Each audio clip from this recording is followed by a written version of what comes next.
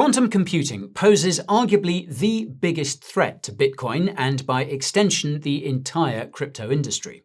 If a quantum computer becomes powerful enough, it could crack Bitcoin's encryption, effectively rendering it worthless. That moment even has a name: Q-Day. And yet, many in the Bitcoin and wider crypto communities are quick to dismiss the quantum threat simply because some experts say we're decades away from Q-Day. The thing is, nobody actually knows for sure, and that's exactly why action needs to happen sooner rather than later. Thankfully, a Bitcoin improvement proposal called BIP360 has recently been drafted to specifically address Bitcoin's quantum resistance, and the best part is that it's now been added to Bitcoin's technical roadmap, marking the project's first official step towards quantum resistance. But let's rewind. To understand what's really at stake, we first need to understand what quantum computers are and why they pose such a significant threat. In short, quantum computers are exponentially more powerful than normal computers, and this means they can perform complex calculations to crack encryption, including the encryption that secures Bitcoin wallets. But it's important to note that quantum computers aren't inherently bad. In fact, they could be revolutionary. They could help discover new medicines, simulate complex climate systems, and optimize everything from logistics to financial markets. Some even think they could unlock the secret to immortality, but, well, that's a rabbit hole for another day. Now, obviously, unlocking these capabilities would require enormous amounts of computational power, and we're simply nowhere near that today. In fact, the author of BIP360 has compared modern quantum computers to where classical computing was back in the 1950s. But even if that's the case, quantum computers are quickly becoming advanced enough to threaten encryption, and this is why many people worry that they could use something called Shor's algorithm to reverse engineer various cryptography methods, including Bitcoin's. For context, Bitcoin's security relies on two encryption methods: SHA-256, which is the hashing, aka mining algorithm, and elliptic curve cryptography, or ECC, which is used for wallets. Now, believe it or not, but hashing is already relatively quantum resistant, meaning that anything related to Bitcoin mining isn't at risk of a quantum attack. No, the real risk lies with the wallets. If a quantum computer becomes powerful enough, it could basically guess the private seed phrase to your wallet just using your public wallet address, which of course means an attacker could steal your Bitcoin. But not every Bitcoin address type is at risk, and this is where Taproot comes in. For context, Taproot was a major Bitcoin upgrade that was activated back in 2021. You can think of Taproot as a privacy, efficiency, and flexibility upgrade all rolled into one. It didn't change any of Bitcoin's core functionality, but it did change how complex transactions can be expressed and verified. Now, Taproot has been a success and still benefits the Bitcoin ecosystem to this day. However, it unintentionally made older Bitcoin wallets more vulnerable to a quantum attack. You see, most older Bitcoin addresses typically don't reveal their public key until BTC is spent. Until then, the public key is hidden behind a cryptographic hash, which acts as an extra layer of protection. But Taproot changed this by making public keys the default way of interacting with addresses. That's great for efficiency and user experience, but it also means public keys can be exposed on-chain the moment funds are received. Now, this isn't a problem today, but if quantum computers ever reach the point where private keys can be derived from public keys, then Taproot coins wouldn't even need to be spent to be at risk. So then, this begs the question of how much BTC could be at risk and when. Unfortunately, there's no definitive answer to either question, which is a scary thought in itself. That said, though, several institutions and analysts have weighed in. For instance, the National Institute for Standards and Technology, or NIST, says the threat isn't imminent, but recommends that online systems migrate to new cryptographic standards by 2035. Similarly, Bernstein analysts believe Q-Day is decades away. Then there's IBM, which has said quantum computers could reach a few thousand qubits, the things powering quantum machines, by 2033. More recently, in mid-March, ARK Invest described quantum computing as a long-term threat, but a threat nonetheless. We've also heard warnings from some of the biggest names in crypto. In February this year, Michael Saylor said Q-Day is likely more than a decade away, adding that, quote, "I think the crypto community will be the first to perceive the threat and to react to the threat, and they'll be leading the way." Similarly, Blockstream CEO Adam Back, who's credited in the Bitcoin white paper, posted on X that, quote, "I think quantum readiness is the right balance, not like there is any current risk, nor likely for this decade, or probably the next, but being ready is okay." He also said in November last year that Bitcoin won't face a quantum threat for the next 20 to 40 years. However, not everyone is so relaxed. In September last year, Solana co-founder Anatoly Yakovenko said there's a 50-50 chance a quantum computer could break Bitcoin's cryptography within the next 5 years. Similarly, Ethereum creator Vitalik Buterin has warned that quantum computers could crack Bitcoin's elliptic curve cryptography as early as 2028. Yikes! At the more extreme end of the spectrum, some believe we may already be too late. David Carvalho, CEO of post-quantum infrastructure firm Nauris Protocol, has argued that the threat is far more immediate, claiming the Bitcoin community is essentially asleep at the wheel. So, clearly, there's no shortage of mixed messages on when Q-Day might arrive. But that's only half the debate. The other big unknown is how much BTC would actually be at risk. Most estimates agree that at least the roughly 1.7 million BTC considered lost or inactive would be vulnerable, but opinions on this also vary. For example, the lead Bitcoin researcher at CoinShares recently suggested that only around 10,000 BTC are at risk. Conversely, Ki-Young Ju, the founder of CryptoQuant, posted on X that almost 7 million BTC, a third of Bitcoin's supply, would be at risk. And more recently, ARK Invest gave a similar figure. There have even been claims that all 21 million BTC could eventually be exposed. A recent article from Cointelegraph pointed out that public keys are exposed in the mempool whenever you spend BTC. In theory, a sufficiently advanced quantum attacker could derive your private keys in the short window before a transaction confirms. So again, a lot of mixed signals, but how much is actually at risk? Well, the right answer may be on the so-called risk list by Project 11. This tracks known wallet addresses with exposed public keys, those most vulnerable to quantum attacks.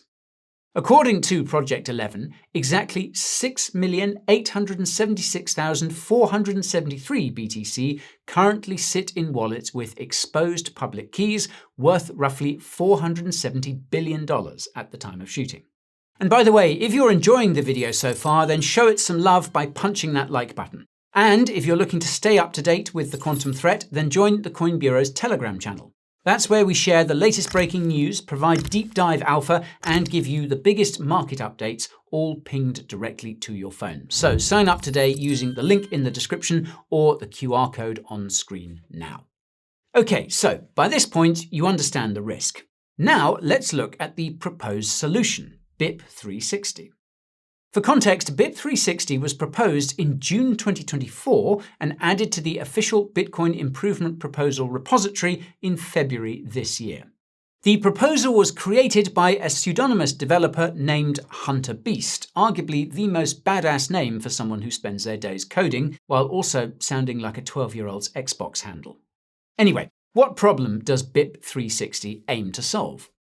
Well, currently, Bitcoin has several output types with varying vulnerability to future quantum attacks. The most vulnerable of all are legacy pay-to-public key or P2PK outputs. These were used in the earliest mined blocks back when mining could be done on a regular computer. Many of these early mined coins, including Satoshi's 1 million BTC, are held in P2PK outputs. Their vulnerability comes from the public key being permanently on-chain, giving a future quantum attacker unlimited time to target them. Next in line are Taproot's pay-to-Taproot or P2TR addresses. P2TR uses Schnorr signatures, revealing a tweaked version of the public key on-chain. It's not perfect protection, since quantum computers could theoretically reverse engineer these keys using Shor's algorithm, similar to P2PK addresses. And pro tip, Taproot addresses start with BC1P. If your wallet begins with these characters, then you may want to consider moving your funds while it's still safe to do so, although there's no immediate threat. Your public keys are only exposed when you spend via the key path. Regardless, the third most vulnerable targets are pay-to-public key hash, P2PKH, and pay-to-witness public key hash, P2WPKH. Well, if you like your acronyms, you've come to the right place. All you need to know here is that these addresses are more quantum resistant than the ones from the riskier categories because they hash the public key. However, the risk comes when funds from these addresses are spent, revealing the public key. For most addresses, the exposure window is brief, specifically only while the transaction sits in the mempool waiting to be confirmed. But reusable addresses make public keys permanently viewable, leaving funds constantly vulnerable. Now, BIP360 introduces a new address type called Pay-to-Merkle Root, or P2MR. The goal is to preserve Taproot's benefits while removing the quantum vulnerabilities. Basically, Taproot's key path spending exposes public keys, but P2MR eliminates key path spending entirely, committing instead to the Merkle root of a script path. New P2MR addresses would start with BC1Z. And as a fun fact, HunterBeast originally wanted to use R for resistant instead of Z, but versioning rules meant the upgrade would jump from version 1 to 3, and that apparently upset some Bitcoin developers. Yes, I can imagine skipping version 2 would in fact be hugely upsetting. Whatever the case, BIP360 describes itself as, quote, a simple, low risk that creates options for using Bitcoin in a quantum-resistant way, and a conservative first step in this effort. Translation: BIP360 is intended to be the first small step in a much bigger journey towards quantum resistance, laying the groundwork for future upgrades. As far as first steps go, this is pretty solid. But it's important to note that BIP360 doesn't fully solve the problem. It mainly addresses long exposure attacks where public keys remain visible on-chain for long periods. Short exposure attacks, where a quantum computer would need to act quickly, are unchanged and would require further protocol upgrades and soft forks to mitigate the risk. So, while BIP360 offers a solid quantum-resistant solution, it wouldn't be an automatic upgrade for everyone. Moving funds to P2MR is a choice users can make if they want to, but they're not forced to make that choice. Bitcoin is a decentralized network after all. In the meantime, old unspent transaction outputs, or UTXOs, would remain vulnerable until funds are moved to a P2MR output. And we should also note that BIP360 doesn't replace existing signature schemes like the elliptic curve digital signature algorithm or the Schnorr signatures that were introduced in Taproot. It simply removes the key path exposure pattern. Fully post-quantum signatures would be a much larger change to the protocol, requiring much more complicated soft forks in the future. So, by now, it should be clear BIP360 won't happen overnight, which raises the obvious question: just how long will implementation take? Well, unfortunately, Bitcoin upgrades are notoriously slow, so if you're expecting weeks or months, you're going to be disappointed. According to Ethan Heilman, one of the co-authors of BIP360, along with Isabel Fox and Duke, full quantum resistance could take up to 7 years, and that's optimistic. Heilman explained that BIP360 would take, quote, 3 years until it activates.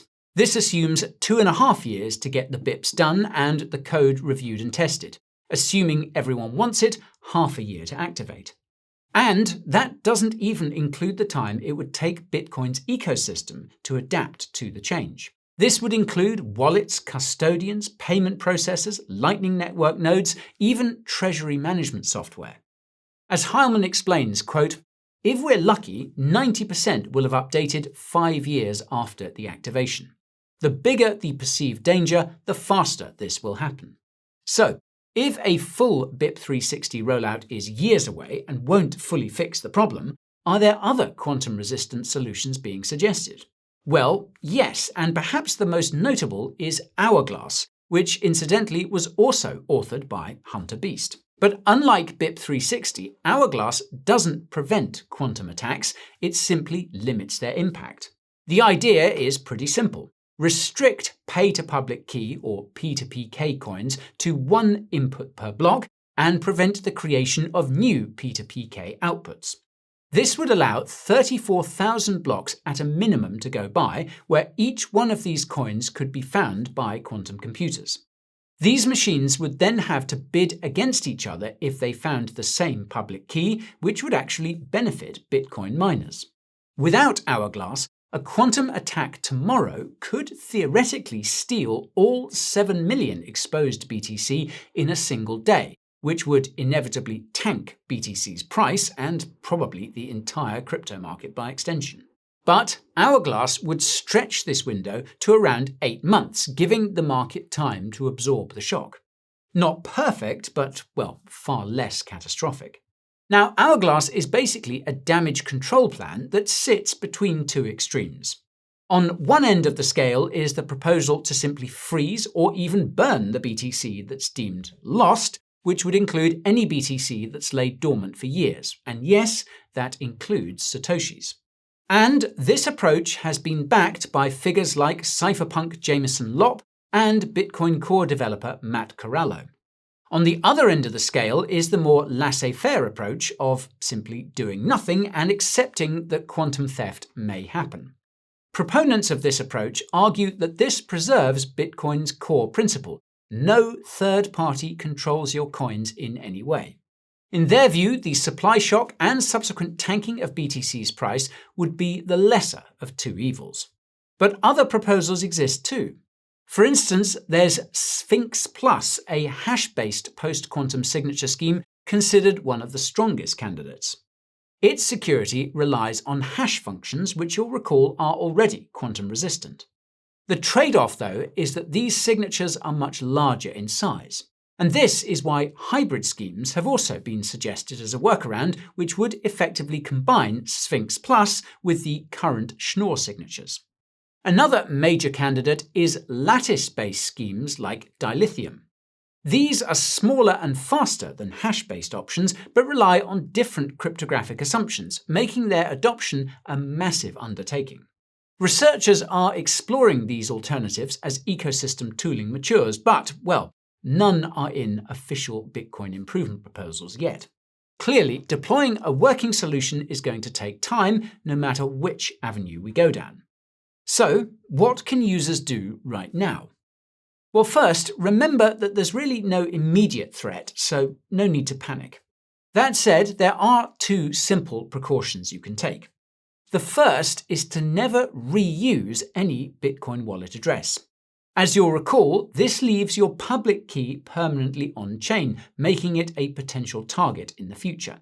And second, keep all of your wallet software up to date. Look out for any updates from your wallet provider and keep an eye out for future support for BIP360 features, namely P2MR support. And of course, be sure to follow any news relating to upgrades to the Bitcoin protocol itself. You don't want to be left behind. These simple steps should ensure your funds are prepared for the long journey towards quantum resistance without any unnecessary stress today. So, what does BIP360 actually mean for Bitcoin's future? Well, in the short to medium term, probably not a whole lot. As we mentioned earlier, Bitcoin upgrades are notoriously slow, mainly because node operators need time to review changes and reach consensus. That said, it's hard to see why BIP360 could face serious resistance. It's intentionally minimal, low risk, and offers potentially massive long-term benefits. The reality, though, is that progress here will likely be slow. And that's despite the fact that the consequences of getting this wrong could be huge. Because there's no immediate danger, quantum resistance just isn't a top priority yet. Unfortunately, it often takes a very visible threat before developers really go all in on a solution. As for when exposed BTC becomes a real risk, that's the big unknown. It's pretty clear that Q-Day won't arrive tomorrow, but the uncomfortable truth is that we don't actually know how far away it is. And when the downside risk is this severe, it probably makes sense to behave as if Q-Day could be tomorrow. Fortunately, we're now in a bear market. Nobody enjoys them, but historically, this is when the most important work gets done. Bear markets are when developers tend to knuckle down and build the foundations for the next cycle. And as we've said in previous videos, we expect quantum resistance to become a much bigger focus in the months and years ahead. But ultimately, the only way to protect Bitcoin from future quantum attacks is to move quickly and start putting mitigation strategies in place. The clock is ticking. Now, from our perspective, the most sensible approach is a layered one. For instance, we could implement BIP360 to protect the most vulnerable address types, while openly acknowledging that this doesn't make Bitcoin fully quantum resistant. And since there's no silver bullet solution, rolling out something like Hourglass as a safety net also makes a lot of sense. What we don't think is a good idea is freezing or burning any vulnerable BTC. That kind of intervention would set a dangerous precedent. Once you start modifying the protocol to confiscate or invalidate coins, well, you undermine the very principles that made Bitcoin valuable in the first place. And that would have serious consequences. It would damage Bitcoin's narrative as a digital gold safe haven asset, pushing long-term users away and shaking confidence across the wider crypto market. Institutions would think twice, new retail investors would hesitate, and adoption would take a clear step backwards. In other words, protecting Bitcoin's future isn't just about defending against quantum attacks, it's about doing so without sacrificing the core values that got us here in the first place. All right, that's quite enough from me. Now we want to hear from you. How do you feel about BIP360? Is it a huge step forward or a bit of a nothing burger? Let us know your thoughts down in the comments. If you want to see a recent report that dives deep into Bitcoin's quantum computing threat, then check out the video over here. And if you want to learn about strategies planned to reach 1 million BTC by the end of 2026, then check out this video right here. Okay, thank you all so much for watching, and I'll see you again soon. This is Guy, signing off.